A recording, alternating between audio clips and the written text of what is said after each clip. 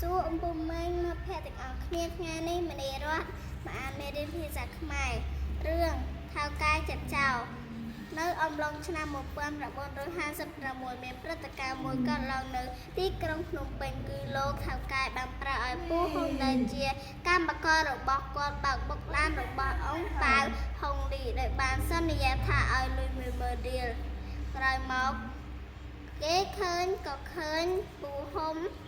និងផានីតកំពុងជជែកគ្នាពីរឿងនេះដោយផានីតបានផ្ដល់យោបល់ឲ្យពូហ៊ុនរត់គេចខ្លួនប៉ុន្តែពូហ៊ុនមិនរត់ទេគឺចាំយកលុយ10000រៀលពីថៅកែសិនពីព្រោះគាត់ត្រូវការយកលុយនេះទៅឲ្យម្ដាយធ្វើបន់ប្រពន្ធព្យាបាលប្រពន្ធនិងកូនទិញសម្ភារៈប្រដាប់ប្រដាសិក្សារៀនសូត្របន្តទៀតមួយសន្ទុះក្រោយមកទៅឃើញថៅកែចូលមកដល់ហើយពូហ៊ុនក៏សុំលុយពីថៅកែតែថៅកែបែរជាបដិសេធទៅវិញហើយឲ្យ200រៀលដោយយកលេខថាគាត់មិនបានប្រើឲ្យពូហ៊ុនបើកឡានបុកគេឲ្យស្ដាប់នោះទេ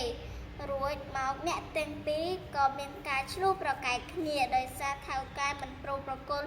លុយ10000ទៅឲ្យពូហ៊ុននៅឯផ្ទះពូហ៊ុនវិញគេឃើញមានប៉ូលីសជាច្រើនទៅឡោមព័ទ្ធដើម្បីចាប់ពូហ៊ុនប៉ុន្តែប្រពន្ធគាត់ប្រាប់ថាប្តីគាត់អត់មកផ្ទះ 4-5 ថ្ងៃមកហើយពួកក្រុមប៉ូលីស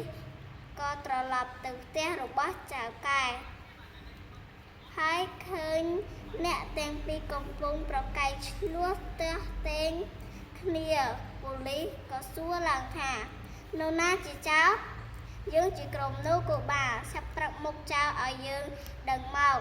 យើងនឹងចាប់គេពេលនោះអ្នកទាំងពីរក៏ជ្រួលច្របល់ខណៈនោះពូហ៊ុនបានសារភាពថាគាត់ជាអ្នកបើកឡានបុកឡានរបស់ថៅកែហុងលីប៉ុន្តែនេះក៏ដោយសារថៅកែបញ្ជាឲ្យបុកដែរដូចនេះចៅប្រកាសនោះគឺថៅកែ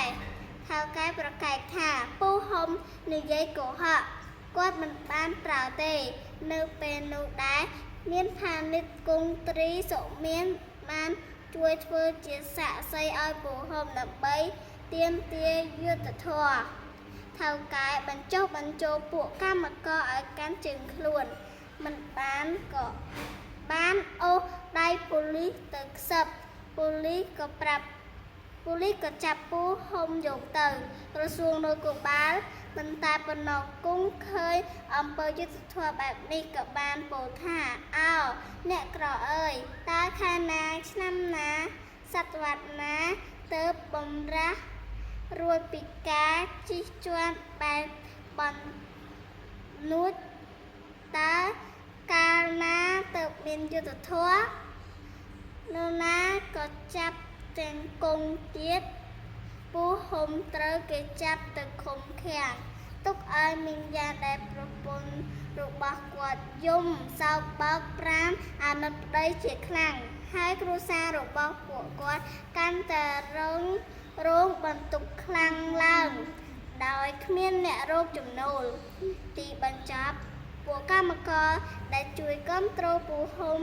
ក៏ត្រូវថៅកែបណ្ដេញចេញឲ្យឈប់ធ្វើការនៅទីនោះទៅចេះពីរៀនមានពីរោគជម្រាបលាអំពុំម៉ែទាំងអស់គ្នាបាយបាយ